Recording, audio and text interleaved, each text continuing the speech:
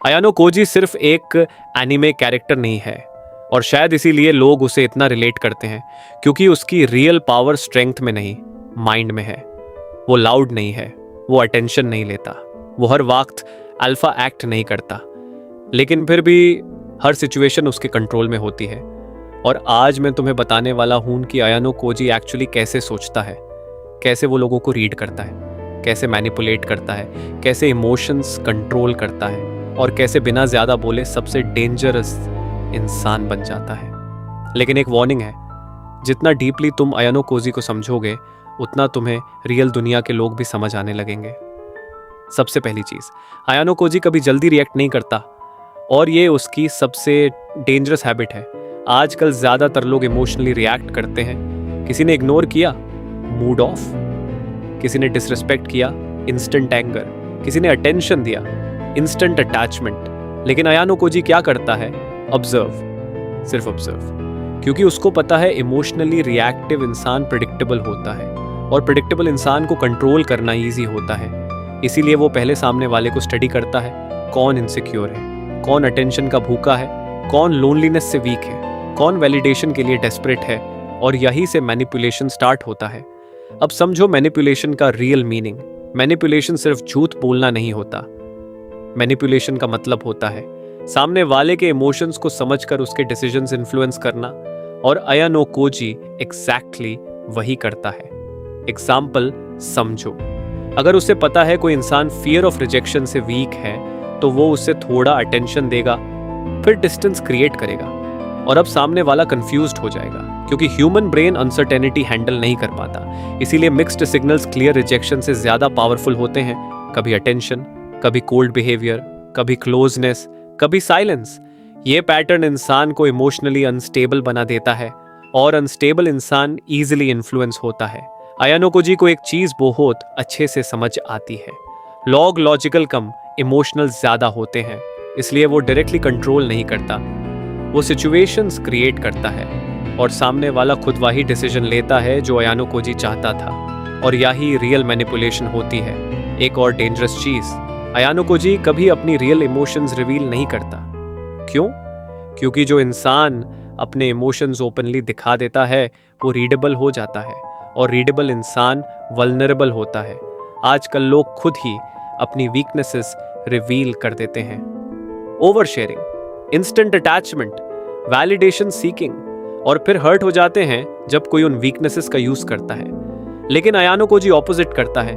वो ज्यादा बोलता नहीं, ज्यादा एक्सप्लेन नहीं करता, ज्यादा रिएक्ट नहीं करता। इसीलिए लोग उसको समझ नहीं पाते, और जो इंसान समझ नहीं आता वो नेचुरली मिस्टीरियस लगता है। अब एक और important thing, observation. Ayano Koji की रियल पावर इंटेलिजेंस नहीं, ऑब्जर्वेशन है।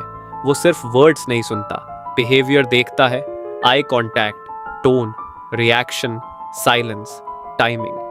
क्योंकि रियल ट्रूथ वर्ड्स में नहीं, पैटर्न्स में होता है। एग्जाम्पल, अगर कोई इंसान सबके सामने कॉन्फिडेंट एक्ट करता है लेकिन क्रिटिसिज्म पे इंस्टेंटली डिफेंसिव हो जाता है, तो अयानो कोजी समझ जाता है अंदर इनसिक्योरिटी है। अगर कोई हर वक्त फनी बनने की कोशिश करता है तो शायद वो अटेंशन सीक कर रहा है। अगर कोई बहुत जल्दी अटैच हो जाता है तो शायद वो इमोशनली लोनली है। और जो इंसान लोगों की इमोशनल पैटर्न समझ लेता है वो उन्हें प्रेडिक्ट भी कर सकता है। इसीलिए अयानो कोजी रेयरली सरप्राइज्ड होता है, क्योंकि वो इमोशंस नहीं, ह्यूमन नेचर ऑब्जर्व करता है, और यही चीज उसे डेंजरस बनाती है। अब सुनो केयरफुली, बहुत लोग अयानो कोजी को गलत समझते हैं। वो सोचते हैं कोल्ड बनना ही पावर है। नहीं, इमोशनलेस बनना स्ट्रेंथ नहीं होता, इमोशनल कंट्रोल स्ट्रेंथ होता है। डिफरेंस समझो, वीक इंसान इमोशंस को सप्रेस करता है, स्ट्रॉन्ग इंसान इमोशंस को अंडरस्टैंड करता है लेकिन उनके कंट्रोल में नहीं आता। अयानो कोजी पैनिक नहीं करता। क्यों? क्योंकि उसका फोकस सिचुएशन पे होता है, इमोशन पे नहीं। और आजकल ज्यादातर लोग एग्जैक्टली ऑपोजिट हैं। एक मैसेज पूरा मूड चेंज कर देता है, एक इग्नोर कॉन्फिडेंस डिस्ट्रॉय कर देता है, एक रिजेक्शन आइडेंटिटी पे हिट कर देता है, और वही इमोशनल इंस्टेबिलिटी उन्हें वीक बनाती है। एक और डेंजरस ट्रेट, साइलेंस।